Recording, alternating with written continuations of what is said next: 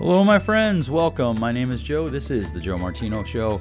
And today we're going to talk about some questions regarding my episode regarding conflict. And then, much to my reluctance, I am going to address the Gabby Petito Brian Laundrie situation. We're going to talk about that. Not so much about them, but our society's response to it.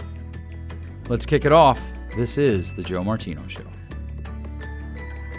You're listening to The Joe Martino Show, a podcast dealing with all things emotional, relational, and human nature. Joe is a licensed counselor in the state of Michigan, specializing in relationship therapy. He is also the author of the book, The Emotionally Secure Couple. All advice offered in this episode is offered for entertainment and educational purposes only. Enjoy the show. All right. Hello. Welcome back. Before we get into today's topic, I do need to address the fact that I didn't put up an episode last week. I had an episode almost ready to go. I needed to record a few things for it, and I was traveling, and I took the equipment with me to record those few things, and my computer broke, and so I was not able to do that. Unfortunately, my keyboard broke. Or wasn't working, because it is working now. I'm not quite sure what happened. But, so that's why there was no episode last week. And in the future, I do try to say, hey, there won't be an episode coming. But yeah, so that's why no episode last week. All right, and then today's topic is actually going to be some emails. Someone wrote in. I got a lot of feedback on the conflict post. If you don't know what I'm talking about, feel free to look up episode 169. Entitled, Let Me Introduce You to Your Best Friend. It's about conflict and conflict being your best friend. And some people wrote in, they're like, hey, I have some serious questions. And the questions were pretty wide. Like, okay, what about people that I am friends with and I feel like they're being ridiculous and I just don't want to get into the conflict? That's totally fine. You can totally make that choice. You can decide not to get into conflict with someone else if you don't want to. There's no like you have to get in conflict, but you'll have to have a conflict with them in order to be healthy, right? So one person wrote in and they were talking about their friend and they're like, I just think my friend is being ridiculous and I don't want to get into the conflict with them. But, and you probably knew a but was coming, if you don't have that conversation, that conflict with them, the relationship will not have the intimacy that it could have. It will stall. It will essentially stagnate where it's at. And that is just the reality of relationships, is that relationships have to have conflict. Had someone write in, they're like, look, my parents are pretty neglectful. They've been neglectful my whole life. And we had kind of back and forth conversation, and they're mean to my wife. And so he was talking about that, and he's like, I just don't want to engage in conflict with them. And I want to be clear, you don't have to engage in conflict if you don't want to. And if you want a relationship to continue to grow, if you want a relationship to continue to develop, you're going to have to engage in conflict with whoever that person is. And this is why I say intentionality wins, because you have to, first of all, want that relationship to go deeper. Let's just be frank. There's a lot of people that I'm in relationship with that I'm okay where the relationship's at. So I don't engage them in conflict. There's a lot of stuff I see on Facebook. I'm like, whoa, no, I don't engage it because it's not a place where the relationship will actually grow from the conflict, right? So there is an intentionality piece to this that has to be embraced. It has to be considered. You have to decide, do I want this relationship to go deeper? And one of the things that I'm constantly amazed about, I talk about this regularly, I think it's because I see it so much. I don't understand people who are hell-bent on being friends with people that they don't actually like. I just don't understand. And they're like, well, I like this. And I've talked before about like the whole, like, hey, if we agree on 80% or 70% of things, then you know, we can disagree on the 20 or 30 and we can learn to navigate that. But there are some caveats to that. One, not everybody can learn how to navigate that. Not everyone knows how to navigate the 30% of disagreement. And they sometimes, when you run into those people, they will make that 30% more like 70 or 80%. And when that happens, even though, yes, technically we agree on this 70%, but this disagreement is just always coming up, and it's just time to move on. And there are people who get so upset when I say that. It's just time to move on. Well, what do you mean? That doesn't seem very nice. I'm not worried about nice. I'm worried about kind. And kindness is you be the best version of you. I'll be the best version of me. And together we can maybe bring some healing to this world. We don't have to get along to do that. There are people working right now doing amazing, incredible things to make this world a better place that probably I wouldn't want to be friends with, or they wouldn't want to be friends with me. And it's okay. So let me try to summarize this. You do not have to engage in conflict if you don't want the relationship to grow. But if you want the relationship to grow, you will have to engage in conflict. There's just no way around that.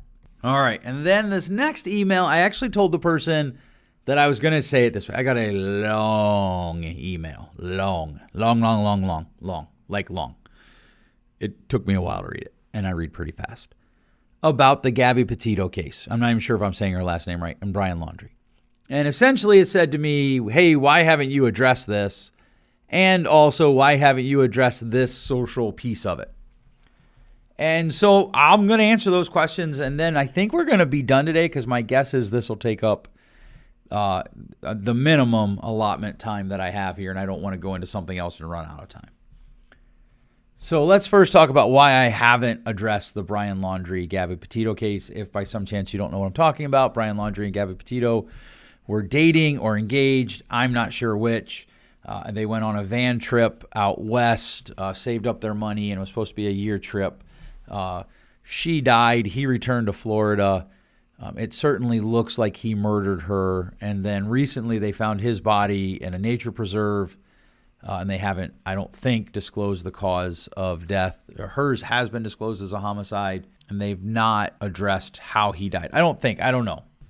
Okay, so first of all, I don't address that because this isn't a current events type of platform. That's one of the reasons. I will talk about current events, but this one, I'm not sure how it connects to this. And there are some things certainly we can talk about: domestic violence. We can talk about murder, I suppose. But this is a current event, and I'm, to be honest with you, I'm a little bit bothered by the voyeuristic nature of how society seems to have approached this case. There are some news sources that I follow, and I get articles from them, or I'm reading them, and it got to the point where a couple of them were like, well, internet sleuths are saying this and internet sleuths are saying that. Imagine if I could talk and say that word. Internet sleuths are saying this and saying that. Well, internet sleuths aren't experts. They're a bunch of people sitting around on their computers, probably not doing anything all that productive for society. Now, I know I just ticked somebody off. I know a lawyer who does internet sleuthing, actually solved a crime while she was in law school. Based on her internet sleuthing. But there was an approach to that ran a certain way. Like there was, evidence that was public. There wasn't a lot of evidence that was public on this because it was an ongoing investigation. I know a lot of police officers, and we've talked about not this case, but about cases in general, and the importance of police officers keeping information in-house, not feeding the public's need to know, and I use that need to know phrase. I hate the word need there because I don't really think it fits. The public's desire to know. So I was bothered by that. The other thing is I don't have a lot to say about it. I just don't. I've got daughters that are close to her age. It terrifies me. I realize how easily it could be one of my children, and that terrifies me. 2 families' lives are ruined. They'll never be the same. And I don't know anything about it. And I am very hesitant to comment on that because that doesn't make sense to me, that I would comment on something like that. I'd want to give it space. And so there is this level of, I would watch the headlines, and my wife and I would talk about it. And she was actually into it a bit more than I was. And she'd ask me, hey, did you see this? And I'd send her an email, hey, did you see that? And we talked about it. We talked about it with our kids. But to come on here and talk to you about it, what am I going to say? Well, so here's the thing. A poor woman was murdered. Her family is grieving. And I don't know anything about it at all, but I'm going to give you my opinion about it. And that's what I see. Like people are like, oh, the parents this, or somebody today, the clown cops, because I guess when Brian Laundrie went hiking, the cops actually saw him go hiking, and when he came back, when they thought he came back, it was actually his mom wearing a baseball hat. And people are like, oh, the parents are involved. I mean, I don't know any of that is possible. I don't know any of it. And so I want to avoid it. Then this is where the conversation to me gets interesting. My daughter and I had a conversation about this that she brought up to me, and I had this email, so that's kind of why I decided to have it. And the other thing is the emailer said to me, why aren't you addressing that we need to raise men who don't abuse women? Like, just point blank, that was the sentence. I actually read it twice. And to be honest with you, I laughed out loud because I wanted to say to the emailer, in fact, I did, how do you know? How do you know I'm not addressing it? And I know they meant, how come I'm not addressing it on my podcast? Well, there are other things that I've not addressed too, like you shouldn't let your child walk around in a dirty diaper. I've not addressed that because I just assume that it's assumed.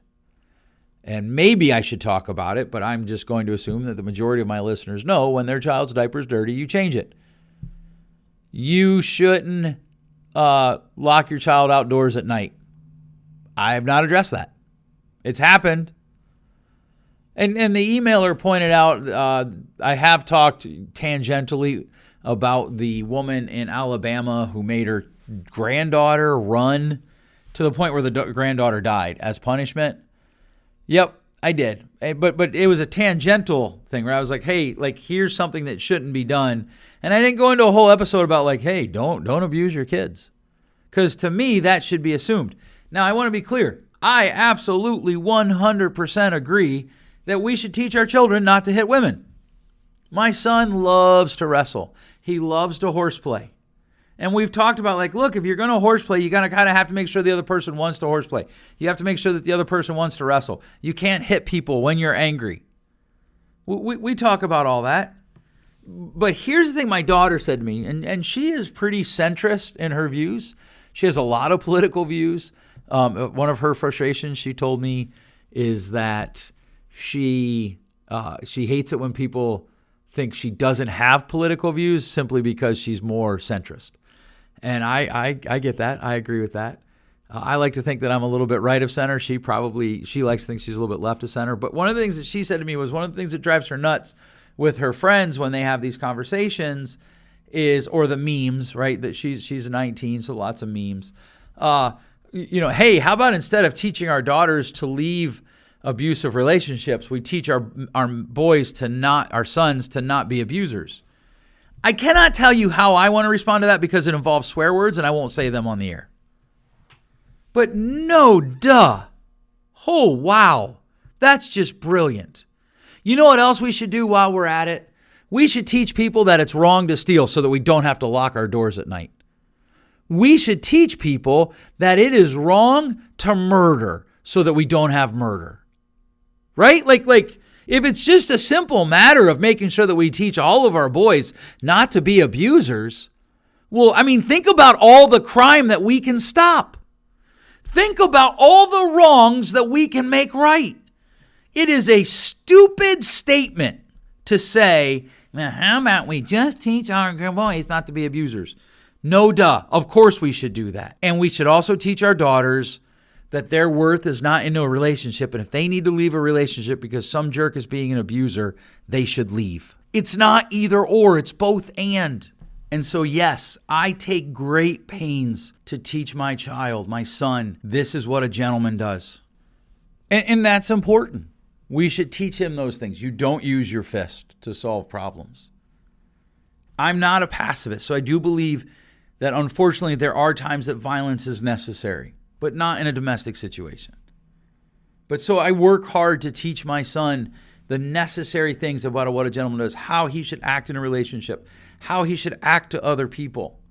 But I also talk to my daughters regularly about, hey, how are you evaluating your relationship?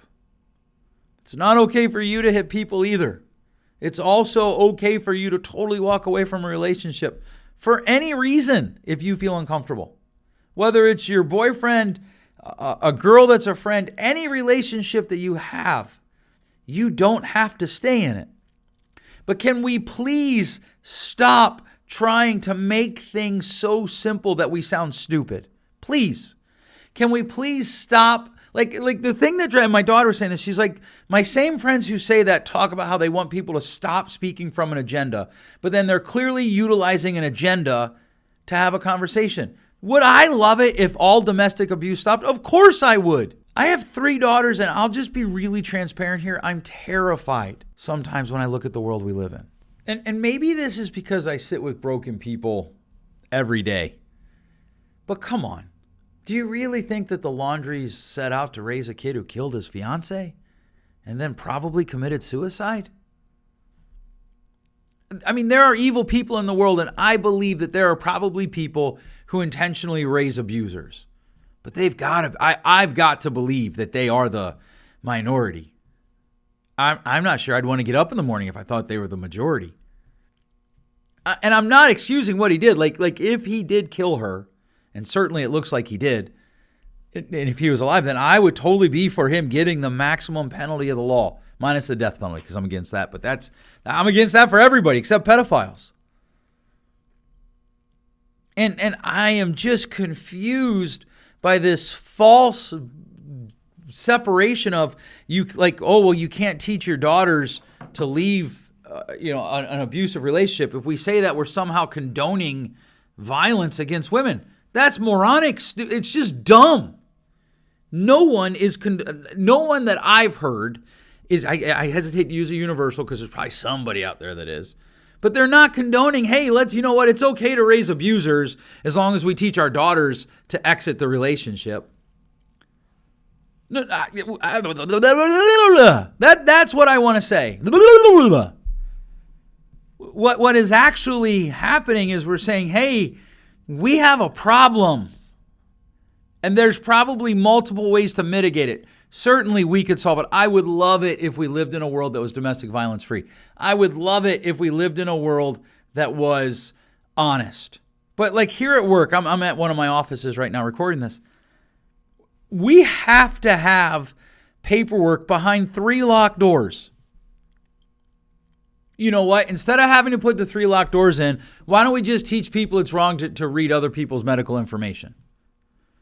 If I said that at a counseling association meeting where they make the code of ethics, people would laugh at me. And those same counselors will go and say things like, instead of saying, why don't we teach women to leave relationships, we should teach men to not be abusers. Holy cow, that's brilliant. Well, of course we should teach men to not be abusers. And we should teach women to leave. The real problem that we have is we teach people that their identity is wrapped up in a relationship. We've not done a very good job handling relationships as a society, in my opinion.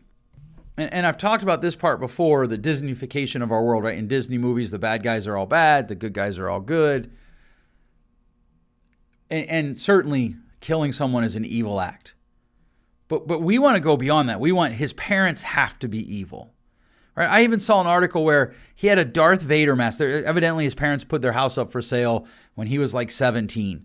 And there was a Darth Vader mask in his room. And that was proof that he was going to grow up to be a killer. Like, that's just absurdity. But the problem is, here's the thing. They were in love. They were young. She was beautiful. He's a relatively handsome dude. And we want to know why it happened. And we're not willing to say that it might have been something inside of Brian that was wrong, and that's why it happened. He didn't learn to control his temper, because we've adopted a society in our world that everybody's trying to do their best, and it's just the best that they can do, and we're just going to keep going. And so when we find the exceptions to that hogwash, we have to vilify those people, because if we don't vilify those people, it could come to us. It could happen to us, but we would see it, right? Like if my daughter was dating somebody like that, I would see it. You might and you might not. I know a couple, their teenage daughter was dating a guy, and they had no idea that he was gaslighting them. And they now they're dealing with guilt. They're like, we should have known. How could you have known? Like, short of doing things that also would not help her growth, that would also delay her growth, How could you have known? But we want it to be simple. We want something like this to be simple. While we simultaneously reject religious ideas like, hey, people are sinful. And maybe Brian Laundrie gave in to sin. Maybe he got angry and didn't control himself. I don't know what happened. I do know that we're not going to prevent it from happening again by using simple, trite, and unhelpful, stupid sayings. So we need to get out there. We need to, yes, I'm 100% for, we need to talk about domestic violence. And we need to talk about how it is never okay to put your hands on somebody in a domestic situation, ever. We need to talk about that. It's never okay to choke somebody. It's never okay to hit somebody. We need to talk about that. But we also need to be wise and realize that there are going to be abusers. There's going to be people who refuse to deal with their pain. Next week, we're going to talk about how there's a spectrum of trauma to performance. And we get our identity in the wrong places when we live at either end. But we also have to talk about the fact that there are just people out there that are going to do bad things. And wisdom says we need to talk to the people who are vulnerable to that, to let them know that they are empowered, to help empower them to walk away, to leave. And so if you're in an abusive situation right now, leave, please leave. And I know like what happens is you feel like you're stuck. Part of the abuser's playbook is they box you in, they eliminate friends, right? They isolate you. I know. I'm telling you, if I can, I'll help you leave. I have a truck. I have friends that have trucks. I have friends that are police officers. If you live local, I'll show up at your house. If you want me to, I'll walk you through. I'll bring somebody with me, but I'll walk you through how to call a cop and have the cops come and help you leave.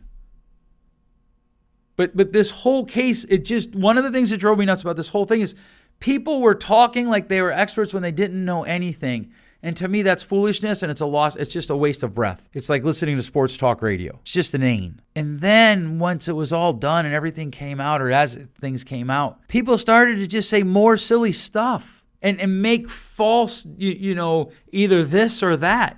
That just isn't how the world works. And so if you have sons, I implore you, teach them. Teach them, teach them, teach them. And if you have daughters, teach them too.